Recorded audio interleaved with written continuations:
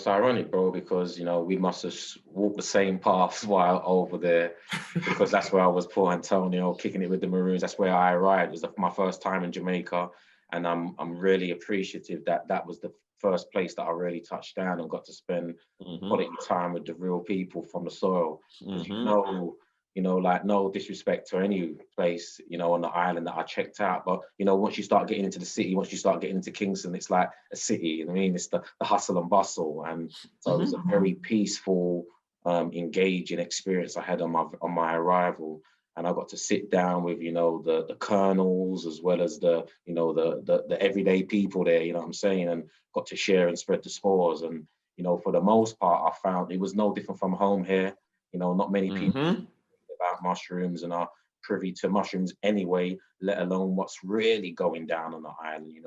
They've heard one or two bits on the news and some bits in the newspapers and stuff, but the potential of what's going on the island, the closest I got people to really understanding was the fact that they understood that this thing happened with cannabis. There's something that happened with cannabis that, for the most part, they missed out on, and there's a lot of all the other places on the island now doing stuff, and they knew that's our herb. That's definitely represented from the the Rastafarian community at minimum. So even if the good old churchgoer wasn't privy to partake in the substances, they knew that this has been our thing for a hot minute. And now there's all these Americans and Canadians and British and Europeans here taking full advantage of that, and they didn't get a look in, and it's no different, I guess, from where you are in the States. Just when the opportunities opened up, that we were still in the prisons after wanting to be distributing this stuff many years before, when we had the insight, and are still not gaining none of the benefits. So for me, what I did definitely gather from my experiences in Jamaica, that there's still a lot of education needed, man, because for the most part, people referring, like it was still the Duppy umbrella and Duppy Tombstone. Yeah, all of that stuff there. And then when I'm walking around and we're looking at the different, mushrooms there, it's like people are like, oh, what, you're talking about this?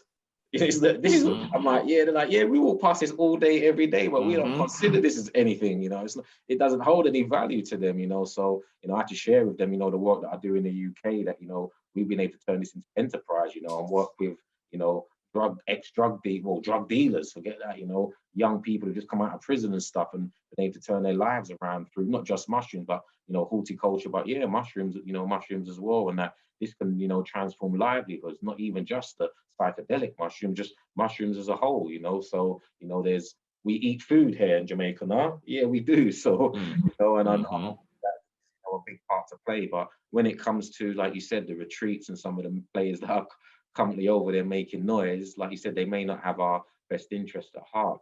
One of my feelings, I wonder what you feel about it though, bro. Coming from, my family's from Barbados.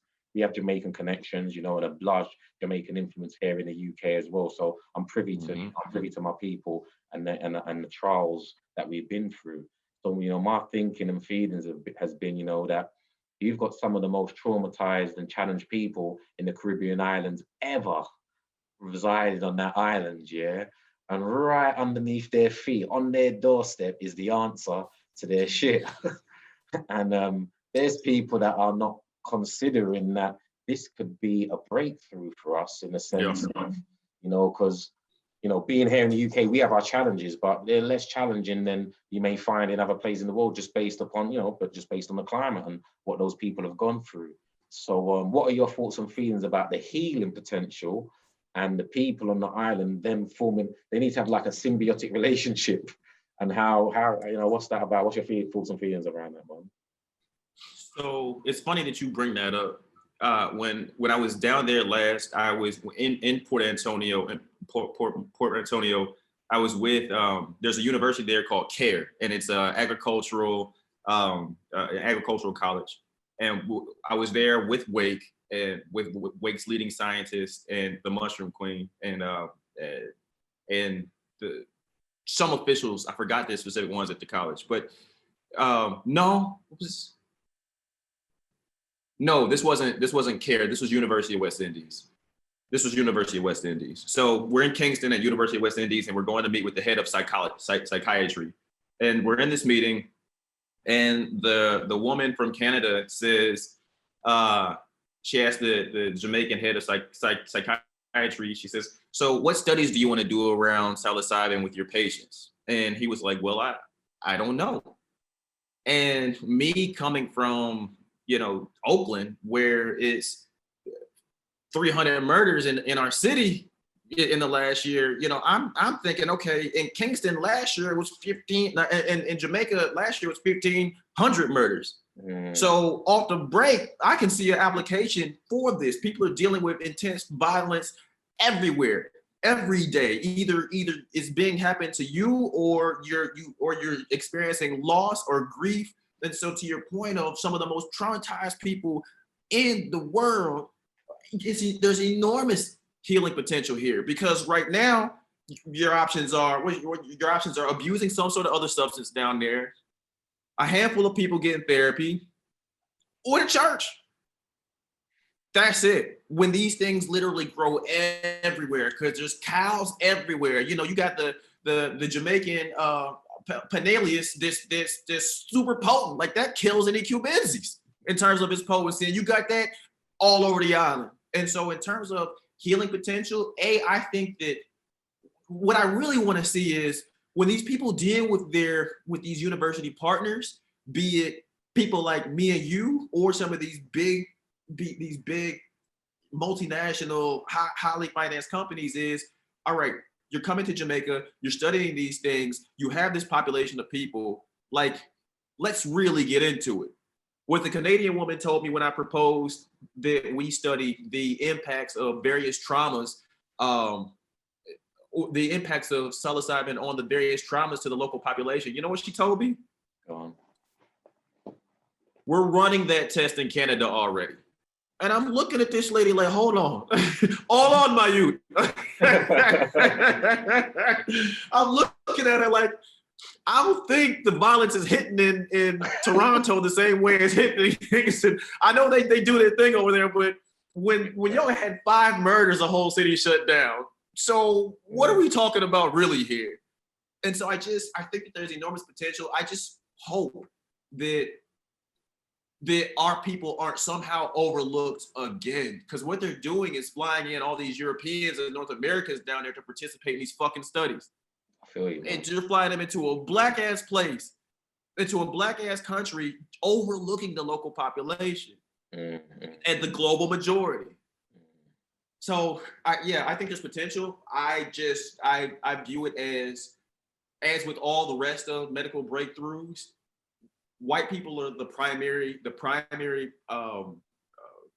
study participants, and so they're going to be the people that these medicines and these regimens and these protocols are crafted to help. Yeah, I feel you, bro. A big part of while I was there, and wherever I am in the world doing what I do, I know it's about, one, placing ourselves at the top, knowing that where we rightfully should be, but at the same time starting on the ground, because that's where we make shift happen. And a big part of Jamaican culture, our culture, is through music and entertainment. And I think that's going to be a catalyst for this, moving forward. That's how what opened the message to the black man, as you said, you see it in the back. That was because of Public Enemy and Ice Cube. That was that's how that happened. That's how that came into my life. And K Reno and certain rappers that were speaking on this. So for me, a big part of it was, hanging out with the guys that were at the universities and the colleges and doing the studies, but being on the ground with the Kalunjis and the Buju Bantans and these figures as well. Not to say that they're going to be partaking necessarily in mushrooms, but if they do and did, that would be great, because I know that they will have more influence than the university. That's a fact. You know what I'm saying? And it's like just knowing the places, where we can get and how we can get this out there, So I know that there's a lot of positive stuff going on there. We've got Brother Omar. I know he's a brother, you know what I'm saying? And at the end of the day, that's what we need. And the closer to home we can bring it, I know the closer to home we'll get, we'll get those types of solutions that are required in our community. But when I first heard about Jamaica, it was about a bunch of American women who were going over there for this retreat and doing all of their stuff, you know what I'm saying, over there. This is like a good few years back.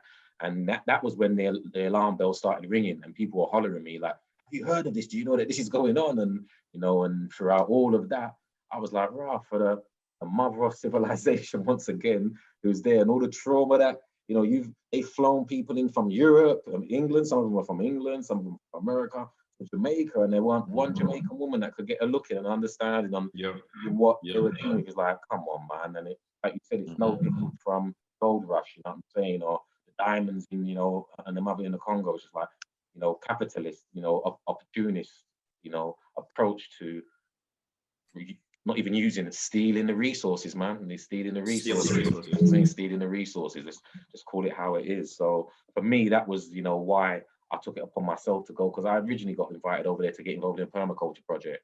And then the mushroom thing came up, and then it came up again, and then more stuff came up. And I was like, time to get over there and see, you know, do my observation and surveying, you know, as a permaculturalist.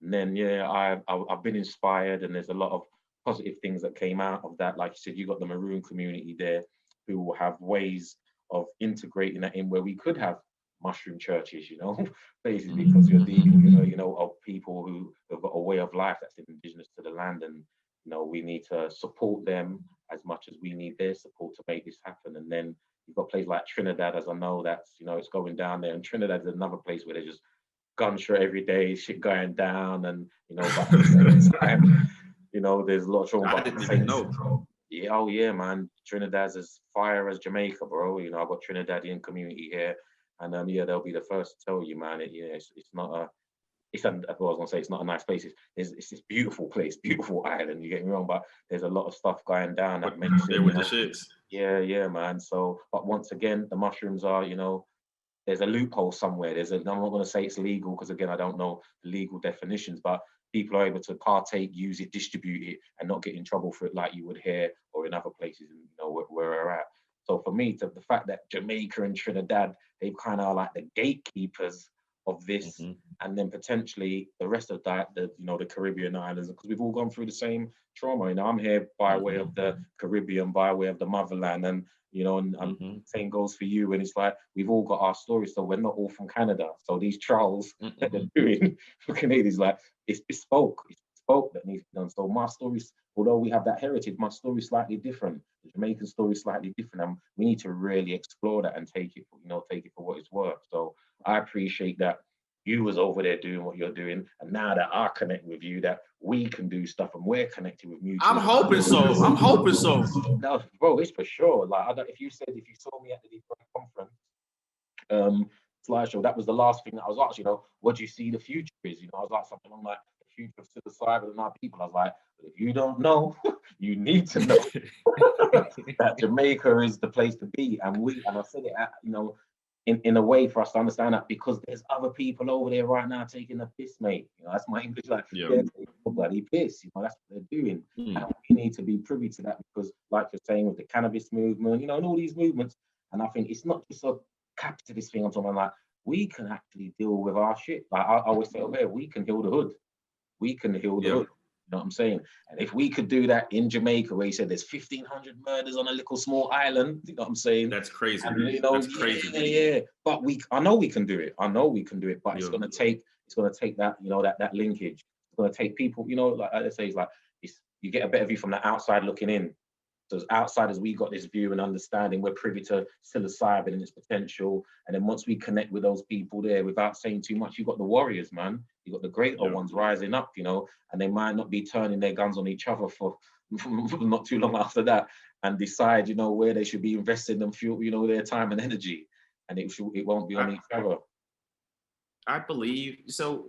Two things I want to say along this lines. I guess I'll say the one, and then I'll go to the other.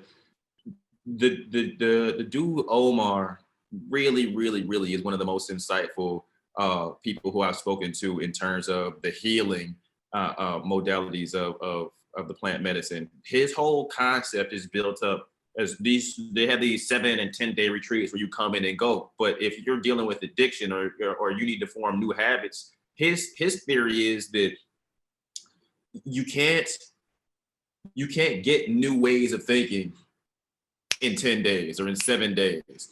And $10,000 for those few days is outside of the grasp for most people. He was telling me that, because he used to do retreats in Mexico and Jamaica, but he went on a journey, and he decided that he didn't feel good doing it that way anymore, and he wanted to make the things accessible to everybody. And his program, when you said there's warriors out here, his program is called the Warrior's Way. I know, bro. Yeah, you man. know. So the other piece I wanted to say is, I oftentimes think that the reason that we have all this inner community violence is, in most societies, like, violence is not necessarily abnormal behavior. But you have societies have created spaces to plug their violent and crazy people in so that they're still functioning parts of society. You know, with Europe back in the day, it was, okay, these are going to be our explorers. These are going to be our sailors. We get the craziest motherfuckers we can find, put them on boats, and send them out to the world. Here in the United States, we put the crazy Europeans in positions of police, in positions of army, in positions of intelligence. But there's no place for the warriors in our community to express that feeling, I guess. You know, that the feeling of a warrior. A warrior is going to be aggressive. And so, you know, we have these warriors in our community. We give them nothing to do. They're not going into the police. They're not going into the army. We give them guns, and as much as I love rap music, a lot of this stuff makes us do stupid shit. And so you give us this ultra violent rap music, and what, you know, this is what happens with our warriors. So to your point, I think that if enough of us got down there where it's legal, we could definitely heal and uplift that local community. But when it becomes legal, as I know what we're working on here is, amongst Black folks, is working on doing the same thing that we're talking about doing over there right here in Oakland. So for instance, there's a dude named Brother Peace. Brother Peace is, and I hope that he doesn't mind me sharing his story, but Brother Peace has been through he's been shot a couple of times. I think that he's seen his man get hit right next to him. Like, he's been through an incredible amount of violence, but through his healing himself, through the plant medicine, through the mushrooms, he gave himself the name Peace. And this dude is one of the most peaceful, joyous dudes in the world, when actuality, you would think that he's out here like hard and stone-faced. Nah, like, the mushrooms helped him deal with that shit. Yeah. That's what, as I said, bro, we can heal the hood with this, man. You know, I'm around it, I'm witnessing it, and I'm seeing the proof is in the pudding. You know, I've worked with people who have come from, you know, rock bottom, stone face, holding straps, ready to kill, and then they're on a totally new path now, man. You know, the path opened up for them, and I don't see why it can't work with any and one of us, wherever we are, because I know within ourselves, we're not those killers, you know what I'm saying? That, no. You know, we were the protectors, you know? Yeah. Yes. Of the direction where, you know, where that goes now, you know? And there was a concentrated effort, you know? We know this isn't by accident, this isn't by default, this is done deliberately for, you know, the combination of stripping you of who you are, displacing you, giving you, you know, false hope, identity, all of that stuff, and then stripping you of economics, health, wealth, you know, and see what happens. Or this is what happens. I always have to remind people, we're an experiment, man. We've been experimented on for the last 500 years. It's like, well, let's see what happens when we drop them off in England now. You know, let's see what happens when we drop how they turn out. That's what's been going on. There's been enough cycles now, at least in my community, where we can say, hold on a minute, like, this is definitely not serving us well, you know. Like, I'm proud to say I've got brothers that work doing that dirt. They're now setting up their own podcast saying, bro, I realized that I was traumatized, but I didn't know that I was carrying that around. And now they can teach their children. They're not even they're teaching their children otherwise, you know what I'm saying? Because the children did want to be in their father's footsteps because their dads were known on the roads for being a bad boy, you know what I'm saying? And that was cool.